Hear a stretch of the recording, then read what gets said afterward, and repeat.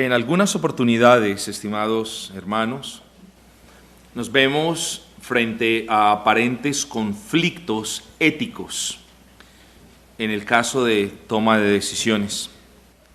A estos aparentes conflictos éticos los llamamos casos de obligación conflictiva. Hay muchas otras maneras, usted le puede llamar lo que sea, solamente me importa que usted sepa que aquello a lo que voy a hacer referencia a partir de este punto son aquellos casos donde hay un aparente conflicto al momento de usted tomar una decisión. En el mundo pecaminoso en el que vivimos, los creyentes podemos ser ocasionalmente confrontados con obligaciones éticas conflictivas, es decir, puede que en cierto momento de nuestras vidas tengamos dos órdenes aparentemente válidas delante de nosotros y nos encontremos en la disyuntiva de elegir entre ellas. El caso más representativo de la Escritura al respecto de obligaciones morales en aparente conflicto lo encontramos en la iglesia primitiva. Pedro y Juan, y luego Pedro y los otros apóstoles, se enfrentaron a un caso donde habían dos órdenes aparentemente legítimas dadas por dos autoridades, y a esto se les llama entonces casos de obligación conflictiva. Les recuerdo, primer caso, Pedro y Juan, Hechos capítulo 4, y luego Pedro y los apóstoles, Hechos capítulo 5. Hechos 4:19 dice: mas Pedro y Juan respondieron diciéndoles: juzgad si es justo delante de Dios obedecer a vosotros antes que a Dios. Esto fue en una ocasión. Y luego, es claro, Hechos 5:29, y respondiendo Pedro y los apóstoles dijeron: es necesario obedecer a Dios antes que a los hombres. Ellos estaban en una aparente disyuntiva, había un gobierno, les había dado una orden, unas autoridades que habían proferido una orden, pero también tenían una autoridad, Dios, que les había dado una orden. Ese es un caso típico. Otro caso es el de Rahab, la ramera. Rahab alojó a los espías de Israel y luego fue confrontada con una elección: decir la verdad a la autoridad enviada por el rey o preservar la vida de seres humanos. Es importante que usted note en este punto lo que hemos dicho con anterioridad. La preservación de la vida es un principio que está muy por encima de muchas otras cuestiones y toma prioridad. A este tipo de disyuntivas, de aparentes disyuntivas, se les conoce como obligaciones conflictivas o obligaciones que ofrecen un conflicto de orden moral. Yo quiero que usted piense en estas preguntas. ¿Es siempre posible encontrar un curso de acción que sea completamente agradable a Dios? Le repito, ¿es siempre posible encontrar un curso de acción o tomar una decisión que sea completamente agradable a Dios? ¿O es a veces necesario elegir, como les decía hace un instante, entre el menor de dos pecados o el menor de dos males? Hay principios generales en la palabra de Dios que pueden proporcionarle directrices para resolver casos de obligaciones en aparente conflicto. Hermanos, muchos han tratado de salir con soluciones a los casos de deberes u obligaciones en conflicto. Unos, como ya lo mencionamos, abogan porque lo correcto es siempre escoger lo menos malo de entre lo peor. Otros han simpatizado con el cristianismo posmoderno y antinomiano y han desarrollado una escuela de pensamiento. Voy a hablar cosas técnicas por un rato, luego de comenzar las prácticas. Y han desarrollado una escuela de pensamiento llamado la ética circunstancial, que dicho sea de paso es una respuesta fallida al problema de los casos de aparente conflicto moral. Esta escuela de la ética circunstancial argumenta que no puede haber conflicto real entre dos o más absolutos, porque presumiblemente el único absoluto que hay es el amor. En palabras que nosotros podamos entender más claramente, cuando nos encontramos frente a una aparente disyuntiva de orden moral, no hay necesidad de escoger. El amor es el absoluto único y debemos entonces guiarnos por el amor para resolver estas situaciones.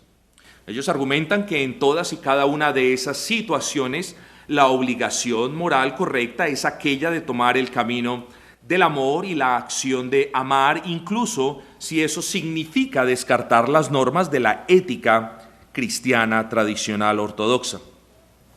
Joseph Fletcher, el principal ponente de esta escuela, argumenta lo siguiente: la ética circunstancial resume la ley, la convierte de un sistema legal de reglas, vemos el espíritu antinomiano, a una sola regla o canon, el amor. Las reglas y los principios universales son tratados como sirvientes, como subordinados del amor. La pregunta es si se pueden tomar decisiones por amor al tiempo que se deja de lado la razón y las demás reglas, normas y principios y mandamientos morales de la Escritura. ¿Se puede?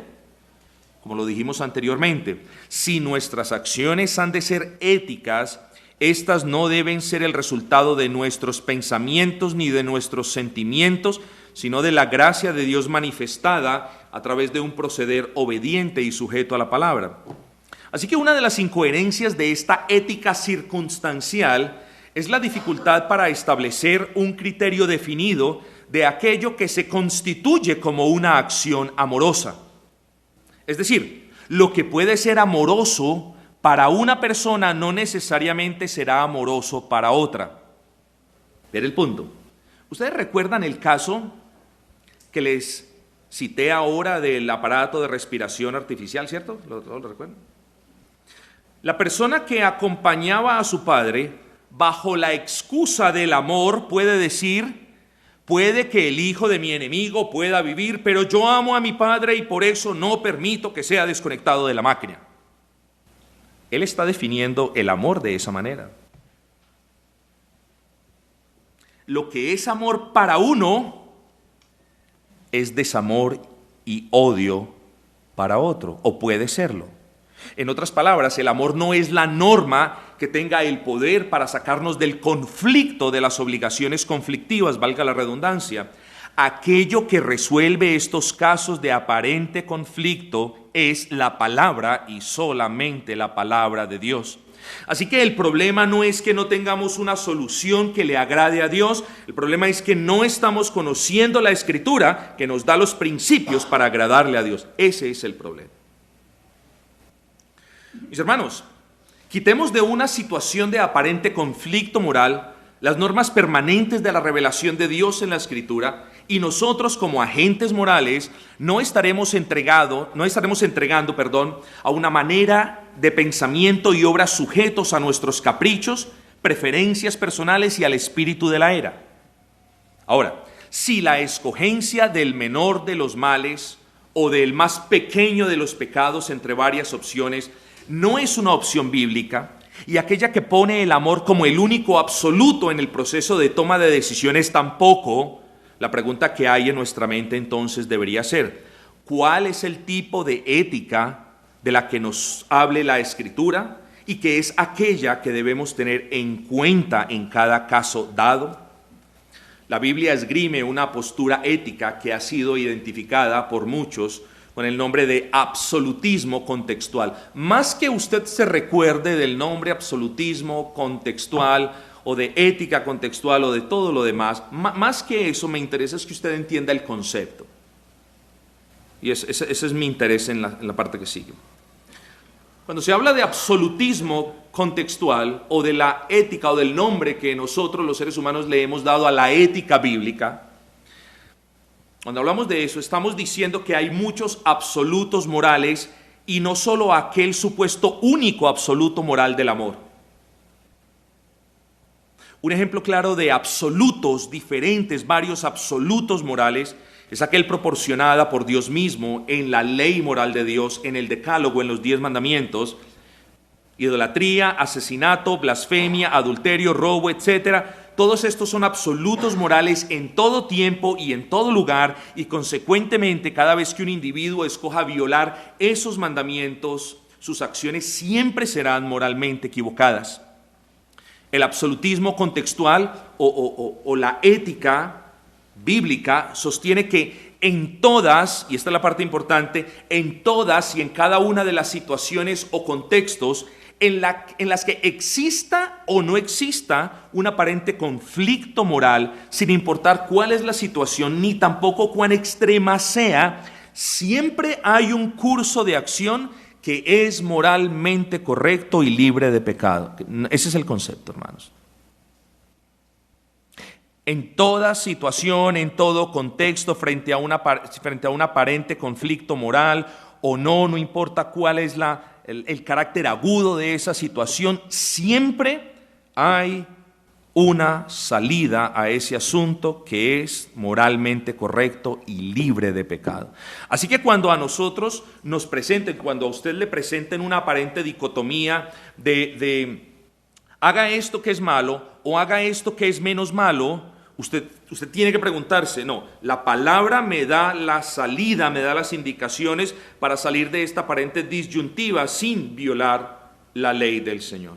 Porque está escrito, hermanos, no me estoy inventando absolutamente nada. Primera de Corintios 10:13, no nos ha sobrevenido ninguna tentación que no sea humana, pero fiel es Dios que no os dejará ser tentados más de lo que podéis resistir, sino que dará también juntamente con la tentación la salida para que podáis soportar. Aquí hay un principio que nos anima, que nos alienta siempre a buscar la salida escritural a una potencial situación de un conflicto moral que podamos tener. La postura ética de la Escritura difiere de la postura que anteriormente hemos denominado como la postura del menor de los dos males. Esta última sostiene que existen ciertas circunstancias para el creyente en las que cualquier curso de acción disponible para él lo hará caer en pecado.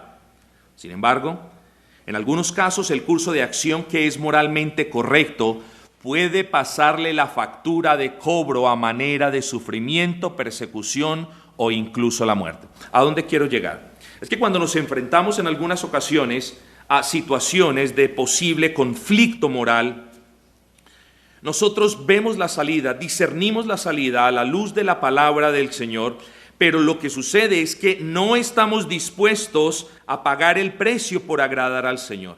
No les estoy diciendo, es fácil, ánimo, vayan y hagan esto, busquen el martirio. No les estoy diciendo nada de eso. Pero muchas veces, entre dos situaciones difíciles, escogemos el pecado que nos parezca menos escandaloso y nos damos pañitos de agua tibia. ¿Por qué? Porque no queremos pagar el precio de honrar al Señor escogiendo lo que es correcto delante del Señor. El Señor Jesucristo es el máximo ejemplo para el creyente de una vida que siempre obedeció al Padre y que jamás cayó en pecado. Daniel y sus amigos estaban dispuestos a ser martirizados en lugar de comprometer sus convicciones al cometer un acto de idolatría. De nuevo, tomar decisiones moralmente correctas y por ende agradables a Dios pueden no siempre ser fáciles en un mundo pecador y caído. Sin embargo, tal obediencia puede, por la gracia del Señor, ser rendida para la gloria de Dios aún en las condiciones más extremas. Por lo tanto, el creyente debe cultivar. Esto no sale, usted no va a salir de la conferencia diciendo, ya soy ético y vamos aquí. No, esto se tiene que cultivar. Que no hemos vivido quizás de una manera ética, al menos elevada, tanto como el Señor nos ordena. Y debemos decirle al Señor que nos enseñe, a su Espíritu que nos guíe, porque queremos agradarle más. No queremos ser esos moralistas que se la pasan viendo la paja en el ojo ajeno cuando tienen la viga en el suyo. Pero sí queremos andar de una manera agradable delante del Señor, mis hermanos. Así que el creyente debe cultivar un compromiso inquebrantable para discernir y obedecer la voluntad de Dios, incluyendo una buena disposición para pagar el costo del discipulado que ya pocos quieren pagar. Para muchos profesantes en la actualidad es preferible tratar de apaciguar los ánimos de quienes dijeron, ¿no os mandamos estrictamente que no enseñaseis en este nombre? Los creyentes quieren apaciguar estas preguntas con respuestas como, está bien, les obedecemos, vamos a obedecerles a ustedes por ahora y luego obedeceremos a Dios o vamos a encontrar una manera, tienen razón y todos estamos contentos. ¿Qué ejemplo de ética nos hubieran dado los apóstoles? Ellos respondieron, no. Juzgad vosotros si es menester obedecer a los hombres antes que a Dios. Y si ustedes ven, en Hechos capítulo 5 el tono sube y ellos ya no dicen juzguen ustedes, ellos ya afirman diciendo, no es correcto obedecer a los hombres antes que a Dios. El problema con las aparentes disyuntivas éticas como esta es que no hay problema. De verdad, no hay problema. Es decir, el único curso de acción en estas aparentes disyuntivas es sencillo. Es menester obedecer a Dios y a su ley antes que cualquier otro tipo de autoridad, norma o regla humana. Es así de fácil. Así de fácil explicarlo, mas no hacerlo. Pero por eso la exhortación, debemos pedirle al Señor que comience a educar y a entrenarnos en estos caminos éticos a la luz de la palabra. Charles Hodge lo deja en claro. Ocasionalmente, una obligación mayor deja sin validez a una menor. Además de las dos respuestas de Pedro en el libro de Hechos, varios son los ejemplos que hallamos en la Escritura de este principio fundamental de rendir obediencia a Dios antes que a cualquier autoridad humana en caso de que éstas se encuentren en conflicto mutuo, o más bien, en caso de que las leyes o normas humanas contradigan o vayan en contra de la palabra del Señor. Las parteras hebreas estaban dispuestas a morir por desobedecer la orden de Faraón de matar a los recién nacidos. ¿Qué hizo Dios? ¿Desobedecieron la autoridad civil? No. Dios las bendijo por su valor. Éxodo 1:21. Como lo vimos en la iglesia primitiva, los apóstoles estuvieron dispuestos a ser castigados por negarse a obedecer las órdenes de las autoridades judías, de que se abstuvieran de predicar el evangelio. Hechos 5:29. Daniel y sus amigos, lo vimos brevemente, estaban dispuestos a sufrir el martirio en lugar de obedecer las órdenes de Nabucodonosor de adorar al ídolo. Daniel 3:17 y 18. Así que en resumen, hermanos, cuando las leyes de Dios entran en conflicto con las leyes de los hombres, las leyes humanas deben ceder a la autoridad superior de la ley de Dios. Ahorita me preguntaba un hermano, pastor, quiero hablar de lo de Rahab. La palabra dice que, bueno, no me dijo esto, pero la palabra dice, no levantarás falso testimonio. En español, prohibido mentir. Pero Rahab mintió, ¿sí o no? ¿O no? Claro, Rahab mintió. Este es un ejemplo clásico de una aparente dicotomía ética. Este caso es un ejemplo claro de una aparente disyuntiva. Decir la verdad a las autoridades del rey y entregar a los espías y vivir, o salvaguardar la vida de los espías, mentir al rey y potencialmente morir. Hermanos, es que hay veces venimos con esos rezagos y estas cuestiones y criticamos y decimos, no, si yo hubiera estado bajo esta circunstancia, hubiera hecho esto. La verdad que es que creo que más de uno de nosotros quizás, no, tengo que obedecer al rey, ahí sí, tengo que obedecer al rey, voy a entregar a los espías y puedo vivir de manera tranquila y sosegada. No sabiendo que la ciudad iba a caer y que iban a morir todos. Por eso hay que tener discernimiento, hermanos. Cuando Rahab la ramera habló falsedad para proteger a los espías, yo le hago una pregunta, ¿estaba eligiendo ella entre el menor de dos males? ¿O de hecho, estaba eligiendo un proceder de manera aceptable a Dios? Hermanos, claramente el texto nos dice que ella temió al Dios de los espías hebreos a los que estaba protegiendo. Ahora, ¿cómo sabemos que ella finalmente procedió de una manera agradable a Dios? Porque en el Nuevo Testamento Rahab se cita como un ejemplo de fe al recibir a los espías, al protegerlos y al luego enviarlos fuera del alcance de las autoridades del rey cananeo. En ningún lugar de la Escritura Rahab es condenada por lo que hizo. Por el contrario, el obrar de Rahab fue ético bajo todo punto de vista, no solo porque temió al Dios de los hebreos más que al rey de su tierra, sino, recuerdan ahora el principio de preservar la vida, ¿cierto? sino porque escogió preservar la vida de un ser humano que es preciosa para Dios antes de divulgar completamente el paradero de los espías a un gobierno perverso. La acción de Rahab fue ética bajo todo punto de vista. ¿Cómo sabemos que este curso de acción, de nuevo, fue agradable a Dios? ¿Cómo sabemos? Porque Dios la salvó de la matanza y de la destrucción de Jericó, y porque de ella testifica el Nuevo Testamento poniéndola como una mujer de fe. Ahí decimos, la acción de Rahab fue ética bajo todo punto de vista, hermanos. ¿Por qué? Porque nos da en un ejemplo dos. El primero, obedece a Dios antes que a un gobierno perverso. Primero. Y segundo, porque preserva la vida del ser humano. Pastor, así que puedo mentir. De ninguna manera. No puede mentir. Es un mandamiento de la ley moral del Señor. Solo que en el conflicto de este pasaje, estamos en un contexto de guerra, de destrucción. El deber es preservar la vida, y ese deber es infinitamente superior en este preciso contexto de decir la verdad. Hermanos, un ejemplo clásico fuera de la Escritura es este. Usted sabe, se ha imaginado, más de uno ha visto la película, y no quiero hablar de esa película, pero más de uno ha visto la película La lista de Schindler, ¿o no? Pues si no la ha visto, véasela. ¿Cuántas vidas de judíos fueron salvadas por alemanes que decidieron mentir para protegerlos?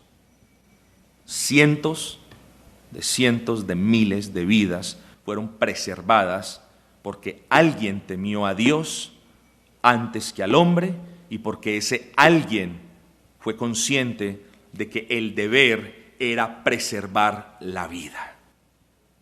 ¿Justifica la mentira? No, no podemos mentir. Bajo ninguna circunstancia podemos mentir. Pero existen casos donde hay deberes mayores que desplegan momentáneamente deberes menores. Cuanto más aún cuando nos enfrentamos a aparentes obligaciones ante gobiernos impíos, el deber es obedecer a Dios antes que a los hombres y preservar la vida por encima de lo demás.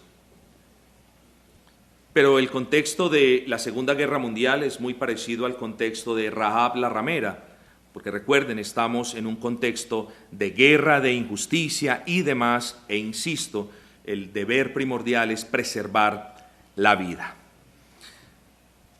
Hermanos,